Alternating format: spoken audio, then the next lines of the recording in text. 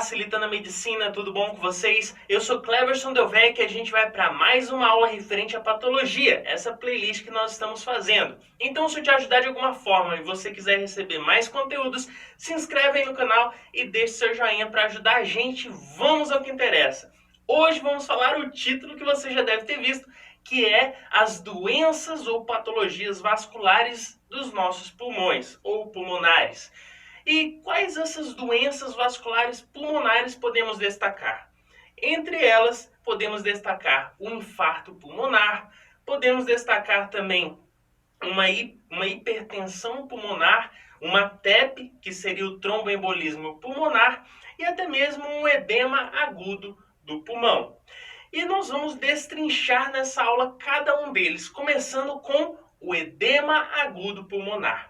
Primeiro, o que seria um edema? Já que nós vamos falar de edema agudo pulmonar, o que é um edema? É simples, um edema nada mais é do que um acúmulo de líquido em determinada cavidade corporal. E esse edema geralmente ele ocorre quando existe um processo inflamatório. Esse processo inflamatório leva a um extravasamento de líquido e esse líquido vai parar em algum lugar e vai acabar acumulando nessas cavidades. E como nós estamos falando de um edema agudo pulmonar, claramente esse edema vai ocorrer no espaço alveolar. Então vai acumular líquido aonde? No espaço alveolar. E algo interessante é que ele pode ser de dois tipos. O edema hemodinâmico e um edema que vai ser angiogênico. Vamos começar falando do edema hemodinâmico. Esse edema hemodinâmico ele vai ocorrer principalmente por uma anormalidade na pressão hidrostática, um aumento, na verdade, dessa pressão hidrostática. E esse aumento da pressão hidrostática levaria a esse acúmulo de líquido ou esse edema na região do espaço alveolar. Um exemplo aí aleatório que nós podemos dar é quando ocorre um processo ali na nossa válvula mitral, como ocorre ali nos casos de uma febre reumática. Uma febre reumática vai afetar essa válvula mitral e claramente isso levaria a esse tipo de edema, ao edema hemodinâmico. Mas não só a pressão hidrostática levaria a esse tipo de edema, mas também uma alteração na pressão coloide-osmótica, que levaria também à formação de edemas. Um exemplo que a gente pode citar também aleatório seria quando ocorre uma diminuição ou até mesmo uma obstrução do sistema linfático.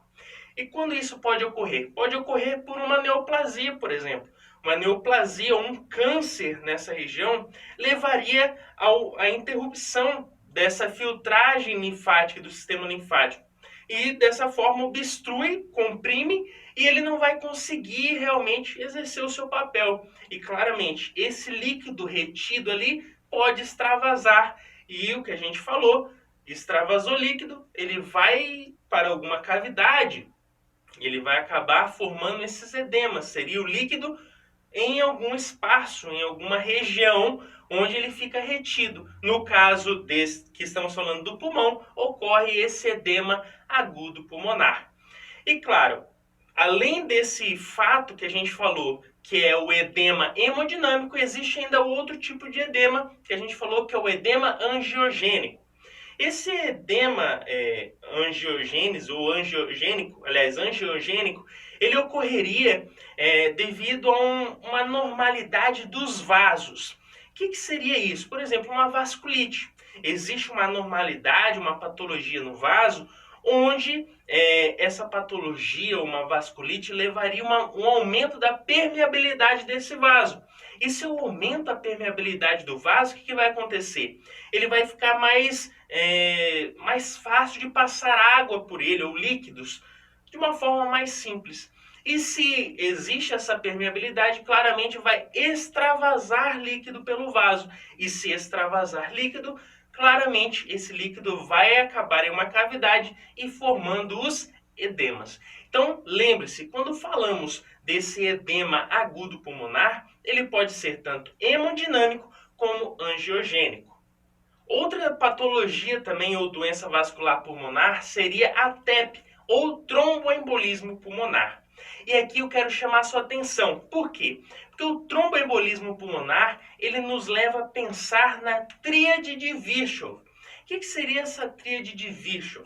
É simples, seria três pontos que nos levariam a ter a certeza ou nos levariam a um melhor diagnóstico desse tromboembolismo pulmonar. E quais seriam esses três passos ou três sinais ou sintomas patológicos que nos levaria a esse tromboembolismo pulmonar?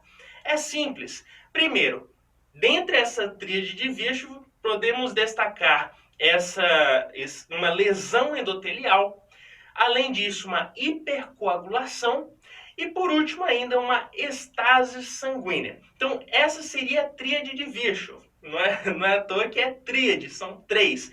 Lesão endotelial, hipercoagulação ou hipercoagulabilidade, é até um trava-língua, hipercoagulabilidade, e também essa estase sanguínea. Vamos entender então como que ocorre esse processo. É simples.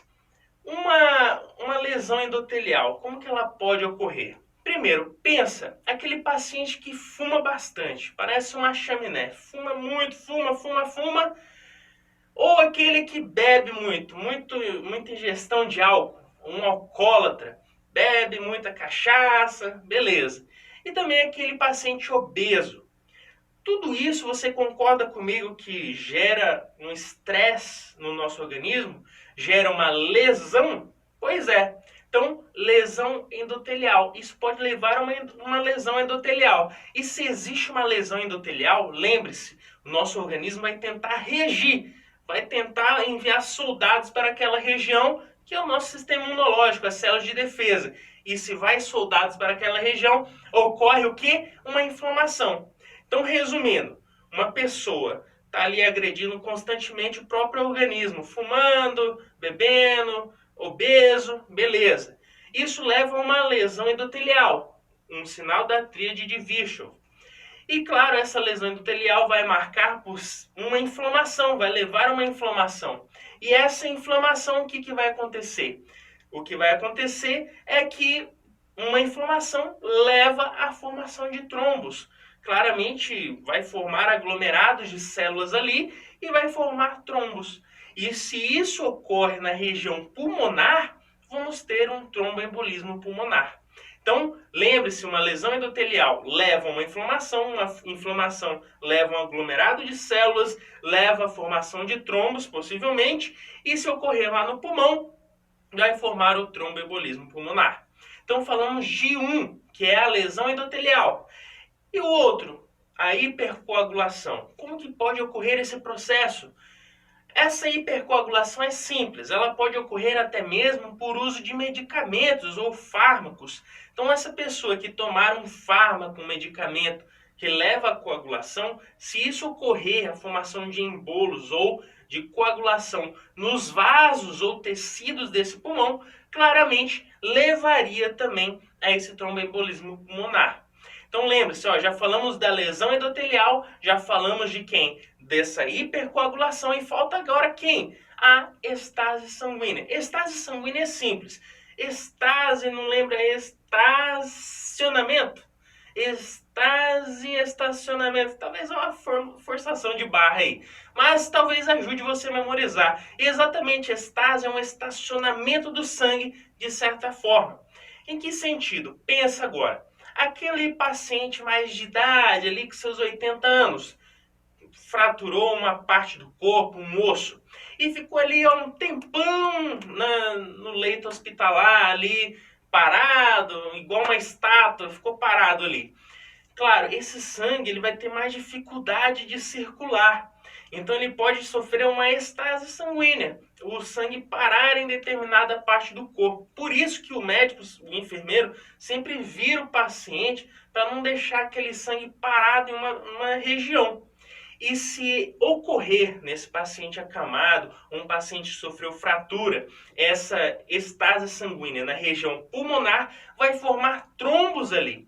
E isso vai formar um embolo, um trombo, que é o tromboembolismo pulmonar. Lembre-se disso. Então, tríade de Virchow. Quando você falar de tromboembolismo pulmonar, opa, tríade de Virchow, que é lesão endotelial, hipercoagulação e estase sanguínea. Matou a charada, beleza? E claro, se forma trombos, esse trombo, esse embolo ali formado no vaso, vai atrapalhar o quê? A minha perfusão sanguínea na região do pulmão. E claro, patologia, tromboembolismo pulmonar. Qual é os sintomas? O que a gente vai ver nesse paciente? Dispneia, dificuldade de respirar. Claro, não tem perfusão nesse pulmão. Também uma cianose e uma insuficiência respiratória. Claro, existe um processo ali trombótico existente nesse pulmão. Então, esse é o tromboembolismo pulmonar. Agora vamos falar de mais uma patologia ou doença vascular pulmonar. Já falamos de quem? Já falamos do edema agudo pulmonar, da TEP também, o tromboembolismo pulmonar. E agora vamos falar um pouquinho sobre o infarto pulmonar. Como que ocorre esse infarto pulmonar? É simples. Ele ocorre quando existe uma obstrução de um vaso pulmonar. E isso levaria ao infarto. Não chega sangue à parte desse pulmão e sofre esse infarto. Então, ocorreu obstrução de um vaso pulmonar, leva a esse infarto. E quais os sinais dessa hipertensão pulmonar? É simples. Primeiro, esse paciente vai ter aquela respiração com dor, ou dor pleurítica, que é exatamente quando ele respira, ele, ai, meu pulmão, dói aqui, tudo a região do pulmão. Então, dor pleurítica, dor ao respirar. Hemoptise, o que é isso? Hemoptise é quando aquele paciente, ó, aí vem na mão dele aquele escarro com presença de sangue, ou espirra, sai aquele escarro com sangue, aquele escarro mais amarronzado, que é exatamente a presença de sangue nesse escarro. Então, hemoptise também é presente em uma situação de infarto pulmonar. Dispneia, claro, esse paciente está tendo um processo de infarto, então dificuldades para a respiração. E esse seria basicamente um quadro básico de um paciente que está sofrendo um infarto pulmonar. E por último ainda podemos citar a hipertensão pulmonar. Pois é bem simples. A hipertensão pulmonar ela ocorre geralmente por uma hipertensão arterial, que vai levar a uma complicação cardíaca. Aí você pensa, como assim? O que tem a ver complicação cardíaca com o pulmão? Tudo a ver. Lembra da circulação pulmonar e coração? Passa ali aquele sangue do coração para o pulmão através do ventrículo direito? Pois é. Agora raciocina comigo. Se existe uma hipertensão pulmonar e esse coração é que manda sangue para o pulmão, lembre-se que vai ter uma maior resistência a ser vencida pelo coração para enviar esse sangue para o nosso pulmão. Então, quem que envia esse sangue do coração para o pulmão vai ser o ventrículo direito. Então, esse ventrículo direito vai ter que fazer mais força para enviar esse sangue para o pulmão. Você não concorda comigo? Vai ter uma hipertensão lá, então ele tem que vencer essa pressão que existe, essa resistência. E claro, se esse coração está fazendo mais força, ele vai tentar se adaptar. E o que ele vai fazer? Ele vai, de certa forma, hipertrofiar, vai ficar aquele coração musculoso, aquele coração grande, hipertrofiar quem? Esse ventrículo direito, principalmente, porque é ele que está enviando o sangue lá para os pulmões. Por isso, ocorre esse processo aí de complicação cardíaca. E nessa imagem a gente consegue ver exatamente como fica hipertrofiado esse coração. Ele fica gigantão, principalmente o ventrículo direito que envia o sangue para os nossos pulmões. Então, pessoal, com isso fizemos mais um resuminho. Se eu te ajudei, deixe seu joinha e se inscreve aí no canal. Valeu?